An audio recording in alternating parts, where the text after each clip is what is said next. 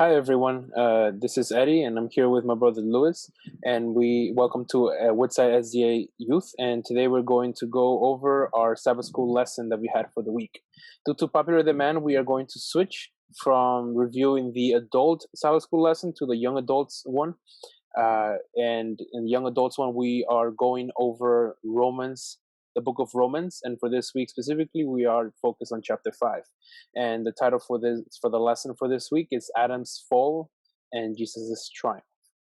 Well, this lesson is very interesting, right? First starts off going by talking about chain reactions, and one of the things that's always interested me is I don't know if many of you know about the butterfly effect theory, which says that if you change one little thing in history, it could have unforeseen effects, right? If you were to somehow time travel to the past a few years, 100 years, or several thousand years, and you make one small change, right? If you save somebody from death, if you want to, I don't know, maybe you come across and you do some action like killing an animal or saving an animal, and you don't know that that action right there could cause so many, or could have a chain effect, right? It could cause so many things to happen, unforeseen things to happen. And if you were to go back from that time point, like supposedly if you were time traveling, go back to the present, the present would not be as how you would remember it, right? And this is what we mean with a chain reaction, right? One small thing, although in itself could be insignificant, it could happen. It could trigger a domino effect, right? And can cause many other things to happen just from that one small action, right? And I just want to ask my brother Lewis here that he is. Have you experienced anything like that? Like one small action can have in your life has had an effect, a big effect, impact in your life? Yeah, one of the things that comes to my mind is when back in school, like a few years back, these two people were having a very important conversation. It was a delicate conversation, and there was one misunderstanding in that conversation, and that one misunderstanding dragged so many people into the whole drama. Right? I remember my friend and my two of my friends and myself, we were just having a regular day, and out of nowhere we're caught in the middle of all this drama, right? And we were like, what happened? Why are we in this? Like, why are we facing all of this problems, all these difficulties with friends and stuff like that? And this carried on for like a few weeks, possibly like a month. And it wasn't until we actually all came and together and talked, and we cleared up a small misunderstanding that took place at the beginning, that everything was just more understandable, everything made sense. So like you said, one small thing can cause a chain reaction, of events. This one most small misunderstanding caused, a big chain reaction where a lot of people that weren't even supposed to be involved in that discussion or conversation were just dragged into it. And this caused it affected friendships, it affected social events that we went to and everything of that. So like you said, something very small, insignificant, can actually cause so many different things, and it can either be a lot of good or a lot of bad. Yeah, Luis, thank you for sharing that experience. Yeah, and it is true, right? One small thing can have this big chain event of effects, right? But we do see this is how we are in our current situation. Is the reason why we're in our current situation, right? At the beginning, when God created the world, He created Adam and Eve, and He put them through a test, right? Saying, "Do not eat this fruit, or you will die." And in the end, Adam ended up not uh, believing God, and Adam and Eve, they both ate the fruit, the forbidden fruit. And this sin, this relatively small sin that they did, is what brought sin into this entire world, right? Into our generations. And that's why in this world, at the moment, we have suffering, we have pain, death, destruction, hopelessness, and that small action is what caused all of this to happen. But in the same way as Adam's action brought sin into this world, Jesus sacrificed. Jesus came into this world. He lived and he sacrificed himself. He died for us. His righteous life made salvation available to humankind, right? And as a result of that action that Jesus performed when he came into this world, we now can be saved and we can now be made righteous, right? This is what the first part of the lesson that we have for this week talks about. If we go into the next section, we can find the section of peace and pain, right? Many people in this world try to find peace in their own terms, but they fail. And we're going to see why many people fail, right? If we read Romans chapter 5, verse 1, we can see that it says, "Therefore, having been justified by faith, we have peace with God through our Lord Jesus Christ." And I'm going to ask Lewis if he can read Romans 4, chapters 5 through 8 for me. Yes, Romans 4, verses 5 through 8 says, "But to him who does not work, but believes on him who justifies the ungodly, his faith is accounted for righteousness. Just as David also describes the blessedness of the man to whom God imputes righteousness apart from works. Blessed are those whose lawless deeds are forgiven, and whose sins are covered. Blessed is the man to whom the Lord shall not impute sin."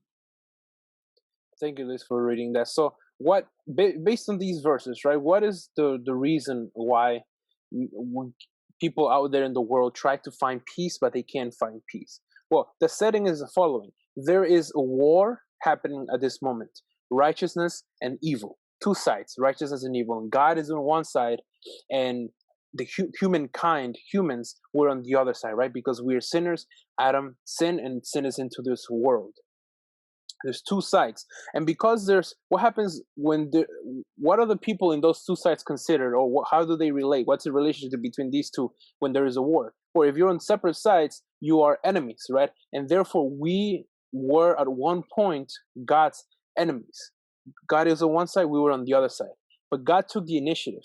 He gave us forgiveness, justification, and this allows us to no longer be enemies with God, but we are reconciled with God, right? We are no longer his enemies. We are now on his side if we choose to accept Jesus Christ, right? We are no longer condemned, but we live in the grace of God, which ultimately gives us peace. And it is this peace that allows us to have a different perspective in life, right? Now in 2020 and 2021 that we are just starting, if we are on Jesus' side and he gives us this peace, we can have a different perspective in how we're living life through this pandemic. We will have tribulations, yes, because we have this pandemic. People have lost their lives, lost their jobs, don't see a bright future. But with this peace, we are able to rejoice in these tribulations, because as we go through these tribulations, we know that we will persevere, and this gives us perseverance. And perseverance, remaining in Jesus throughout these times, like remaining in him in spite of all these troubles that are coming our way, helps us to develop our character. And in developing our character, we will have this hope that Jesus says he will come again. Jesus says that although we go through problems and difficulties, he will be with us, and he can use anything that happens to us, anything that we are going through, and make it a good thing for us, right? So having this peace is very essential. People out there in the world do not have this peace, right? They subconsciously, they are still enemies of God because they are sinners, and they don't realize that the only way to be happy, to be at peace, is to be with God. God created us a creation. He made us, right? And so we were connected with him from the beginning, from when we were born. And sin made us separate from him, right? And now we have this emptiness in our heart that only God can fill. And God is the greatest, right? He's the biggest ever. And so anything in this world, or nothing in this world, can be that we put into our heart. Nothing in this world can fill that emptiness that has been created as a separation from God. So here we have that if we stay with God, we have this peace, right? We can only be at peace when we are with God, because he gives us this forgiveness and reconciliation when we are no longer enemies of God, but now we are saved by him by grace, right? If we go into the next part of the story, we can see that because of this law of cause and effect that we have in this world, certain things happen, right? This law of cause and effect is a double-edged sword, right? If you combine it with free will. And Luis, why is the law of cause and effect a double-edged sword? And simply, from the beginning, sometimes I ask myself, why was there a tree in the Garden of Eden, right? And the reason why I think there was a tree in the Garden of Eden, like, it always puzzled me, but I think that love, true love and actually obeying God requires it to be a choice. And He put a tree in the garden so that we can be a choice. So God gives us this free will to choose, to do the greatest good, to do the great thing. But we also have the ability to choose wrong. So the law of cause and effect, like you asked me, like we can do a good action, we can do a good deed, we can do something that in our eyes is good, and then that goodness can multiply into more goodness. That good action can multiply into good action, but at the same time, because God gives us the ability to choose another thing, in our eyes the wrong thing, many times the wrong thing, we can choose the wrong action, the bad action, the evil action, and then this will cause a worse action. It will lead to much more bigger negative consequences. So it's a beautiful blessing that we have the ability to create such beautiful and positive effects on this world, but we also have the ability, unfortunately, to create, big catastrophic negative effects on our planet. Yes, thank you, Louis, for that. Yeah, because the combination of free will is what allows combination of free will and the law of cause and effect is what allows for true love to exist. It's a double-edged sword because it can be used for good things and it can be used for bad things, right? So it's the same example like we have with a knife. You can use a knife for good things, right? To cook and to prepare all these dishes, but it can also be used for bad things, right? For taking someone's life away. So in our hands, it is in our hands for us to be able to use this gift that God gave us, which is free will, cause and effect, in order to do more good deeds and bring goodness into this world through Jesus Christ. Going into the next part of our lesson, we can see that God is the person who took the first step in giving us in attaining this reconciliation and in giving us forgiveness. Ever since sin into this world, as I mentioned earlier, is that we were made enemies with God, and it is normal. I don't know if you guys know, but it's or if you guys realize, but it is normal for, let's say, a parent, like a mother or a father, to give their lives up in any situation for their children because it's family, right? And in anybody, it is normal for somebody to give up their lives for a loved one, for what they consider their family, somebody who is always with them. But in this situation, we were sinners and we were enemies with God, and that is not a normal thing. You would never give your life to save your enemy, right? No one here in a war would ever give up their life to save their enemies. But this is what God did. God took the first step here towards reconciliation. He sent his son Jesus to live a life on this earth and die for his enemies. God loved us so much. He cared so much for us, what we will still slaves to sin, what we will still his enemies. God cares so much for us. And he cares so much for us, then we can now be sure that he will complete his work and also work with us and to give us eternal life, right? Many times in your life, you may feel that God has abandoned you, although you are a Christian and you are following uh, God's plan for your life and His commandments. Uh, Rest assured that God, because He took the first step, He will continue to perfect this work in you. And at the end, we have this hope that when Jesus comes again, everything will go back to how it was. Happiness will be brought into this world again, and we will be with Jesus forever. As we proceed into the last part of this lesson, Luis, we have our only hope. Can you expand a little bit on this, please? Yes, I know. There's many times in our world where we try to find solutions to our problems. We think that our hope is money. We think probably our hope is a bigger house, financial stability, having more friends, or like having parents around. If you've experienced a hard life of being by yourself, we think these are the ways where we can actually find hope in our lives, find meaning. But the only way we can find hope in our lives is God. And even though sometimes we think it is probably all His fault, someone described it to me like this. like, why do I suffer? And someone said, well, picture Adam as driving a school bus, right? And all of us were in that school bus, like us representing humanity. And then Adam just crashed the school bus, and the effect of that is us getting hurt in that school bus, right? God looked at that and said, you know what? It wasn't, my fault, but I love you guys so much that I'm going to heal all those wounds. I'm going to save you, and please accept me. Let me come into your heart, because I'm the only one who can save you. God is the only one who can save us. God knows how you're feeling, because in the Bible it says that he became human just like us. He was tempted just like us. He experienced pain.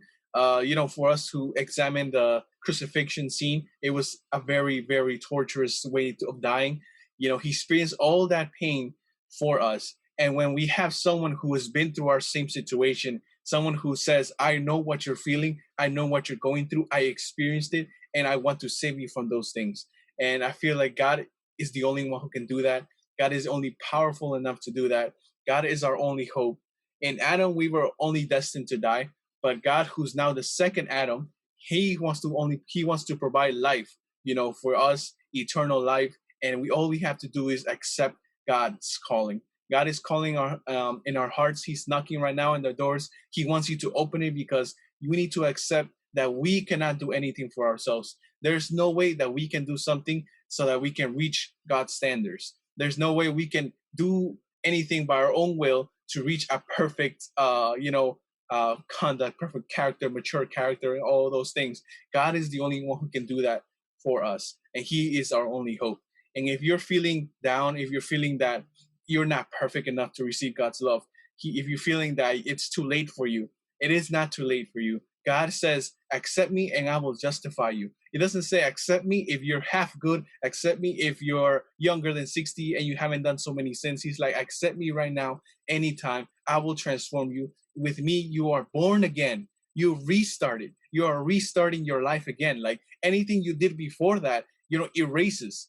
God says, in me, you are new creatures. You begin life again. So, isn't it a wonderful thing to start over again? There's so many things that we have regretted in our lives. We've done things and we regret them. And those are things that, it doesn't leave our heads, our minds for years. And God says, I promise you a brand new start. I promise you a brand new nature. I promise you a brand new life. And I promise you a new home in the future. So I think God is our only hope. He is the only one who can do this for us. And I think it's just a wonderful blessing. And I call on anyone who's experiencing through these things to message us in the page, leave us a comment so that we can message you, and then we start talking to you, conversing with you about God's love and how God is the only hope that we have in this life. Yes, thank you, Louis, for that. Yep. And it is amazing to realize that although everything went bad at the beginning since Adam's sin, God still had a plan for us to go back uh, to that original state that He wanted us to be, right? To give us forgiveness and to give us life. That although we were condemned to death, He made life and salvation available to us. I want to thank you, Luis, for joining me and going over this Sabbath School lesson. I want to thank you also for tuning in and reviewing the Sabbath School lesson with us. And we expect to be here with you next week and going over the next lesson. Please go over your lessons. And may God bless you. And we wait for you next time. Thank you. Bye bye.